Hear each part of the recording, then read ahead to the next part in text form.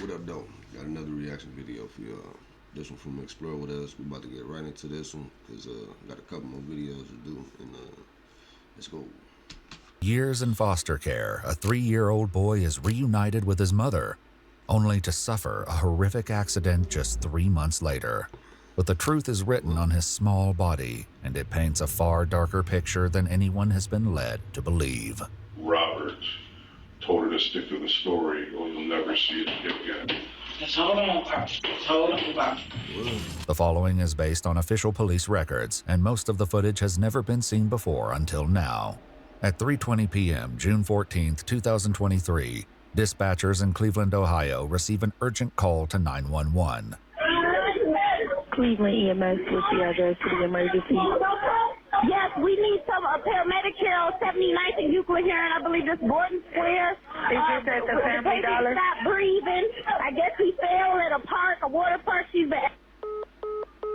Officers with the Cleveland Division of Police arrive on scene, where paramedics have already begun life-saving efforts on 3-year-old Curtis Witcher, who is still unresponsive.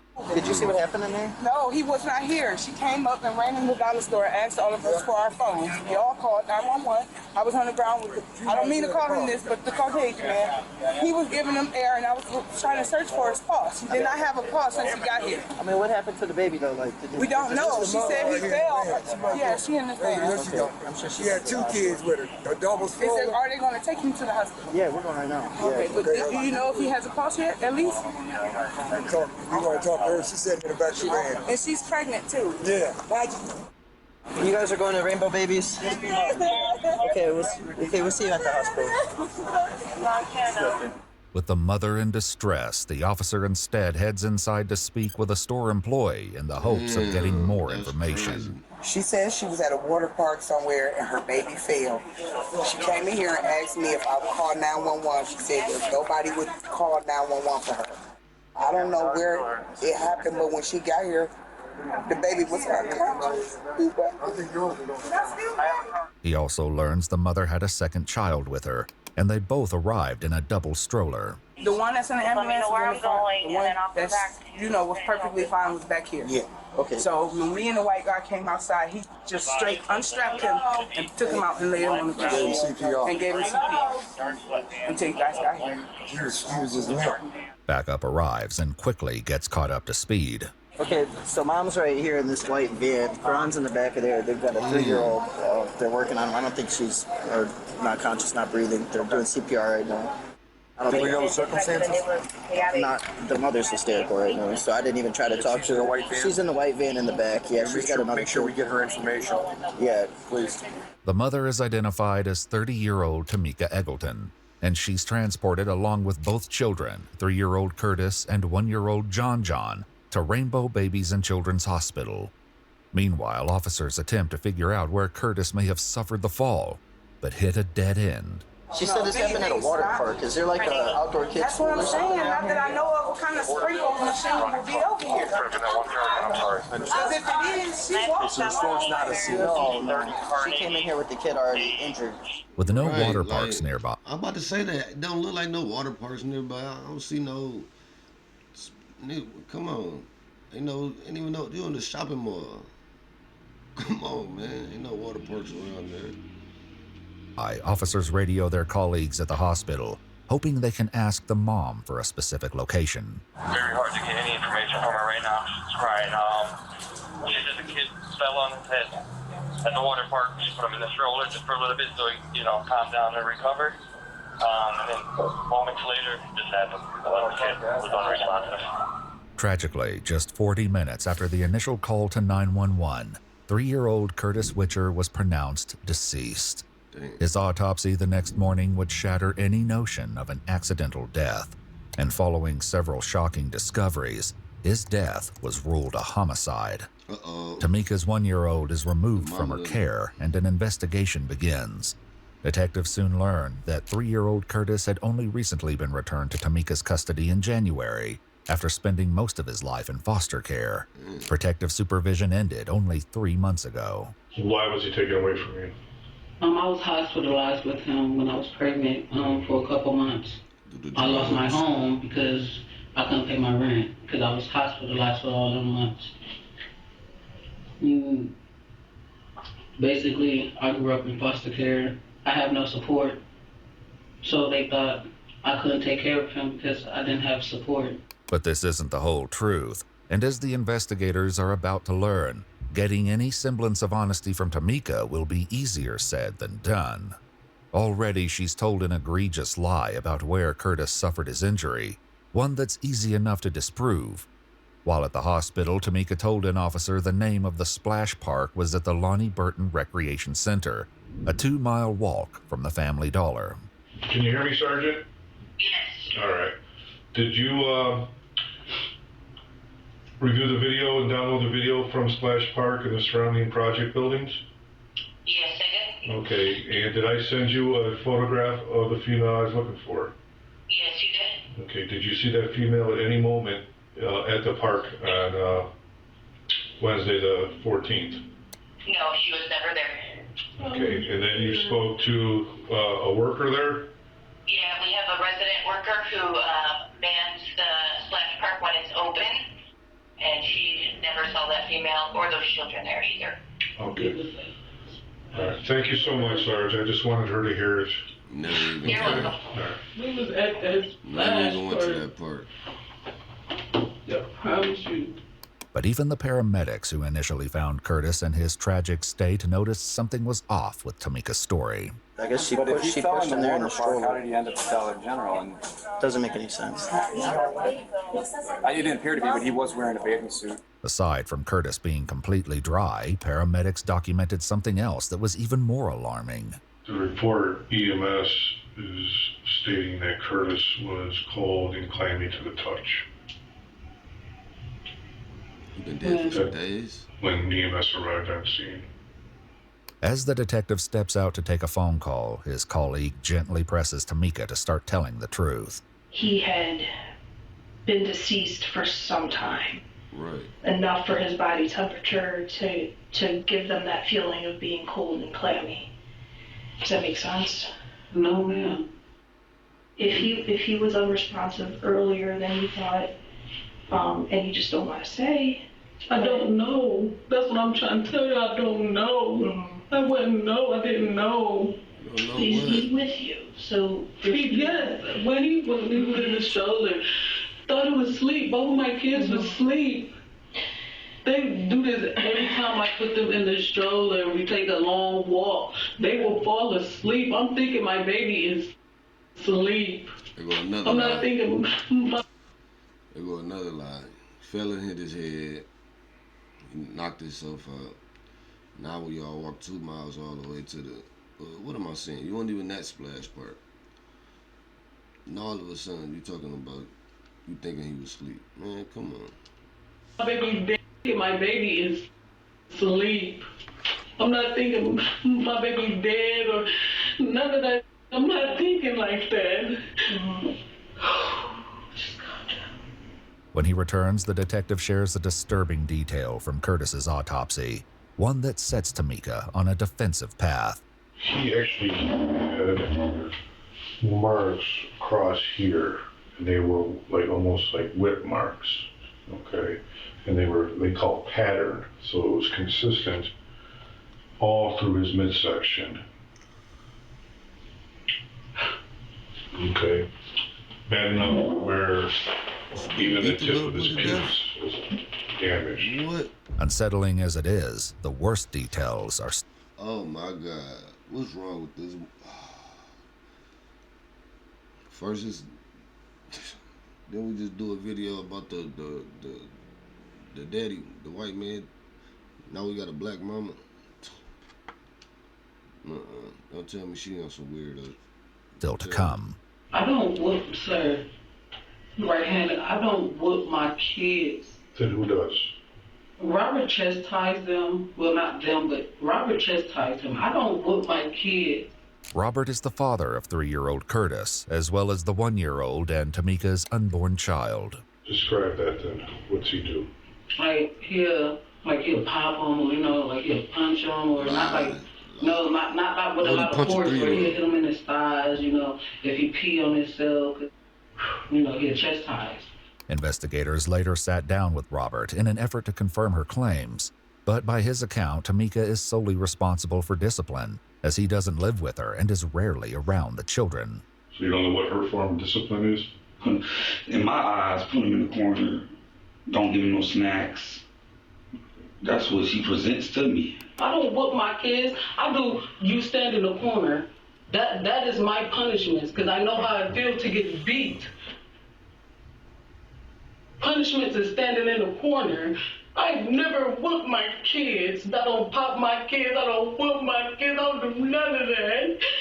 She would want me to pop him when he pee on himself. She wants you? I ain't even gonna go there. Like you say you gonna whoop him, but you don't. Tamika claims that 3-year-old Curtis often wet himself and peed in his bed during the night, something that made Robert particularly angry.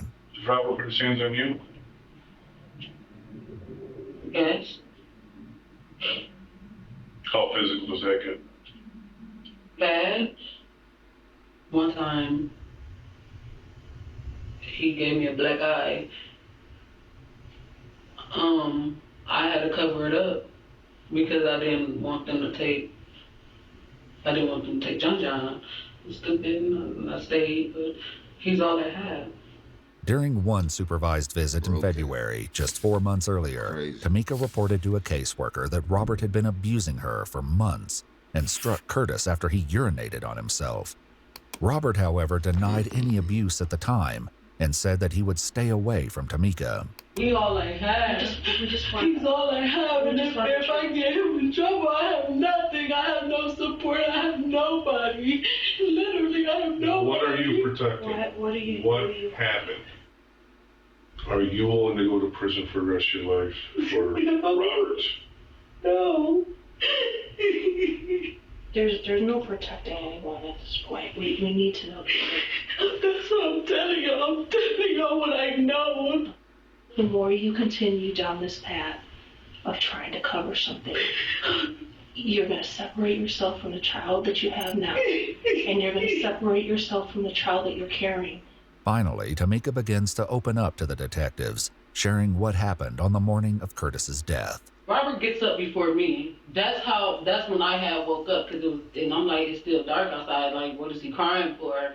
You know, he's like, oh, I just whooped him because he just peed through the bed. And if y'all go to my house, y'all will see in his drawers, the same drawers that he had on when he went to sleep, is sitting in my bathroom on the floor, pissy. His whole bed is still pissy, and that's in the living room. Though not on the... Y'all basically did that to that little boy because he keep peeing in the bed, man. He's 3. And it's a boy. They get in this... Come on, now. Shouldn't have let you. Some people just need not to lay down and have kids. That's their bathroom. Bathroom floor, crime scene Pissy, and that's in the living room. Though not on the bathroom floor, crime scene investigators do locate a pair of stained children's underwear in Tamika's apartment bathtub. He wasn't himself that morning. After he whooped him, he wasn't himself. He was coughing. He wasn't himself. He didn't want to eat. He didn't want to drink nothing. I made his favorite food. He didn't even want to eat the pizza. That's still, like, I'll go to my house. I even wrapped it up in aluminum foil, put it in a plastic bag. We was gonna eat it when we got home. He didn't even want to eat. He didn't want to drink no water. He didn't want nothing. He didn't want anything. So I'm thinking, okay, he probably just not on it. He not feeling good. That's what I'm thinking. You know, I'm not thinking, you know, he about to die or none of that. I'm not thinking none of that. He said that his chest was hurting from his dad whooping him. And when I confirmed... I can't stand her. I cannot stand her. She's gonna put the lying words in the baby mouth. The deceased baby mouth. Man, come on. Come on, nah. This is terrible. From his dad whooping him. And when I confronted Robert about it, I was gonna be next. What? I'm so sorry. should have never let him whoop him. I didn't know. I didn't know how severe it was. The detective moves closer to Tamika, offering her comfort as she urges her to own up to an earlier lie. So you never went to the splash park? No. That was a story he told me to tell because he didn't. Who told you to tell? Robert. Robert told me to say that. Robert, I don't. She's blaming all of this I on Robert. don't want to get hurt anymore. Why would Robert tell you to say you took them to the park? Because we just got them back. We didn't want to lose them again. Okay, but who was he afraid of finding out? But child services. From what? Okay, Robert wasn't even supposed to be around them. Okay. At all. They didn't want Robert around the kids at all because he was beating on me. They didn't want him around them, but I was still allowing him because that's their dad. Yeah. Robert has yet to hear any of Tamika's allegations against him. When asked, he openly admits that despite promising to stay away from Tamika, he spent the night with her on the eve of Curtis's murder. But by his account, Curtis was fine and unharmed when he left for work early the following morning, where he remained all day until receiving the tragic news of his son's death over the phone. Still, investigators act on Tamika's claims, not realizing. That gotta be the worst feeling in the world, getting a call that your kid done died, your child. That gotta be the worst.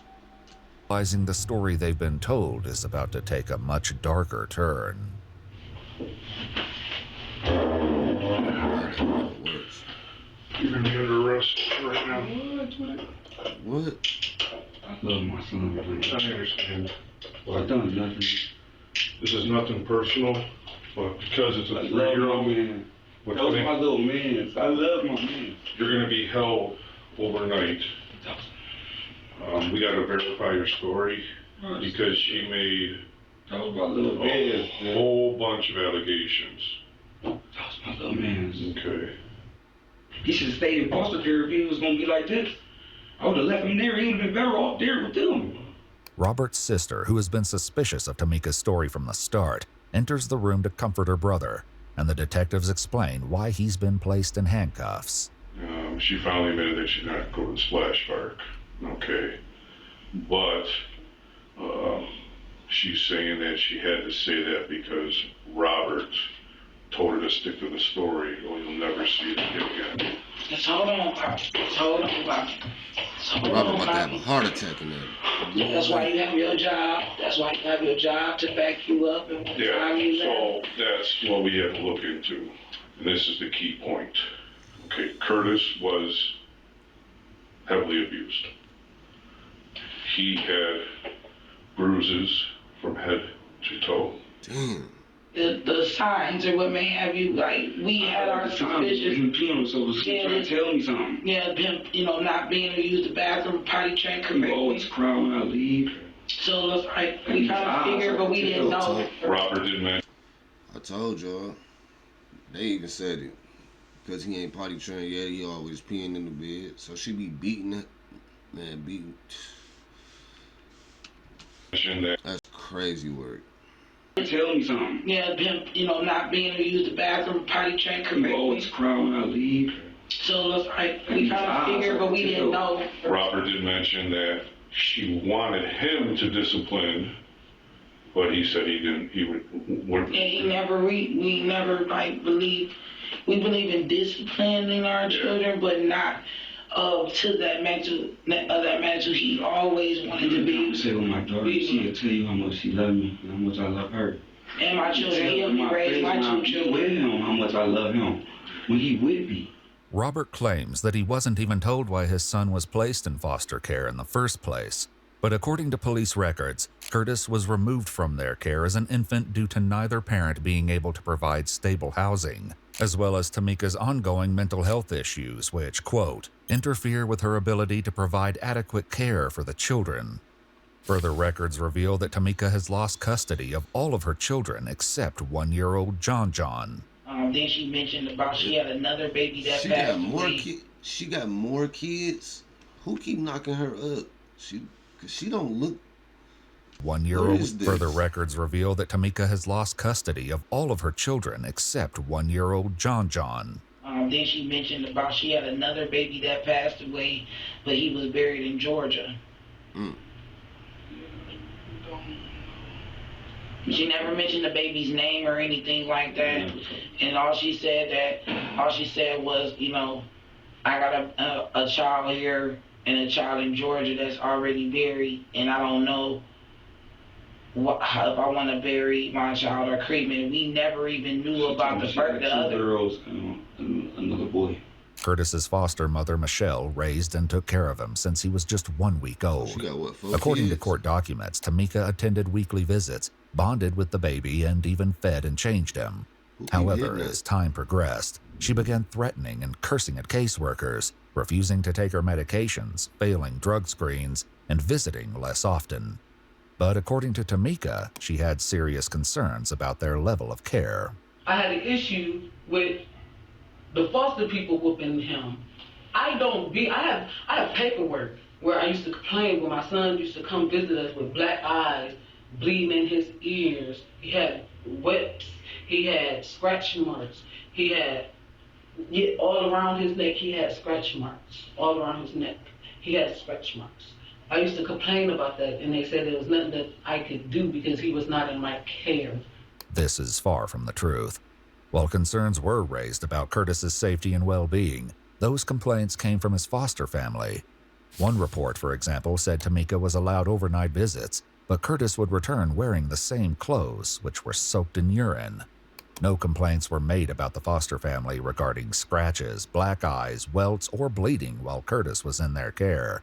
I should have protected you. I'm so sorry. I'm so sorry. Reports also describe Tamika's lengthy arrest history, including for domestic violence, grand theft auto, resisting arrest, contempt of court, assault, and aggravated menacing. And despite a documented history of not completing drug screens or attending counseling, in January of 2023, Judge Allison Floyd ordered 3-year-old Curtis to be returned to his mother's full custody and terminated protective supervision. In her order, she ruled that the child's return to the home of Tamika Eggleton, quote, will not be contrary to the child's best interest. The doctor said he had extremely amount. She don't need no more kids. A lot in the neck area. She don't need no more. The midsection, and a lot of what she considered blunt force trauma. She also said the damage that was a fatal damage was a laceration to his heart. Wow. And that is caused by something striking him, something hard. And according to the medical examiner, that he pretty much passed away immediately. Given this fact, it's difficult to imagine Tamika would not have known the toddler was deceased before she placed him in the stroller, a part of her story that Robert's sister finds highly suspicious. She was like, well, I put him in a stroller, and we walked to the plaza, and she said that when she was at the plaza, that's when she turned around and noticed that Curtis was unresponsive. She said she just bust out screaming, and then it was a crowd of people, and she said that a man came and got him out the stroller and did CPR. That is true. And by the time the paramedics, police came, he was already gone. According to the autopsy, the 3-year-old was likely deceased before he was ever put in the stroller. Right. Abrasions and lacerations covered his head, neck, and torso, the bruising pattern consistent with being hit by a belt. He was struck with such force that it lacerated the back of his heart, causing his chest cavity to fill with blood. I didn't know. I promise you, I didn't know. He lost that blood so quick, he know. would not have lived for minutes. I didn't know, sir. What happened? I'm telling you, that's what happened. That is exactly what happened. That is exactly what happened. So you're telling me Robert beat him and left, and you put him in a stroller. I didn't put. He hopped in a stroller. Curtis put it. And you walk around randomly. I'm walking. Okay. I'm walking, and then I'm thinking that. Hold on. He hopped in a stroller. Curtis put it. And you walk around randomly. Curtis put himself in the stroller. I'm walking. Okay. I'm walking, and then I'm thinking that they both fell asleep. That he wasn't breathing. I didn't know none of that. I didn't know. Surveillance footage shows Tamika casually walking down the street toward the Family Dollar. Her 1-year-old child in the back appears upright and alert, but 3-year-old Curtis is slumped over the front, completely unmoving in his seat. Given more time to think, Tamika recalls that Robert is the one who ultimately put him in the stroller. He carried him, put him in his stroller, put his seatbelt on him. We started walking the path that we said, and we went our separate ways. So when you guys, was Robert planning on going to Family Dollar with you? I believe so. I can't really say. I believe he was, and he had received a phone call, and he kissed us, and he went his separate way. But this remains to be seen, given Robert's claims he was at work all morning. Surveillance footage captures the moment she arrived at the Family Dollar around 3:08 p.m., but the video does little to support her claims that this is the moment she discovered the 3-year-old unresponsive. When she arrives, Tamika pushes the stroller to the side and simply stands around until a man hands her a flyer. She tucks it into the stroller and, without acknowledging her children, continues to simply linger nearby. Finally, she peeks into the store, but doesn't appear to ask anyone for help before closing the door. Then, without ever once touching Curtis, checking for a pulse, or attempting to wake him, she heads inside and asks for a phone to dial 911. Only now does the gathering crowd realize the toddler is pale and unresponsive. Bystanders quickly pull him from the seat and lay him on the curb to perform CPR. That is crazy. Because she literally did not pay not. She didn't look at him not one time. Waited all that time to ask. While Tamika begins jumping up and down as if in a sudden state of panic. The store manager describes the whole incident as feeling staged. Like, she didn't seem like a grieving mother.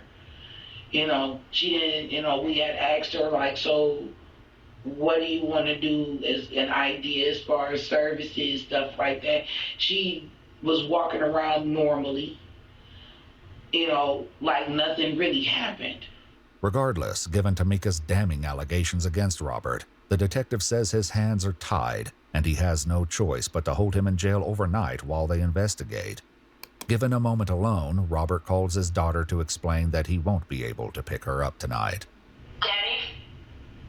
I'm gonna leave you stay with your uncle because I told you she said she's gonna tell her a whole bunch of stuff and then I'll verify my story.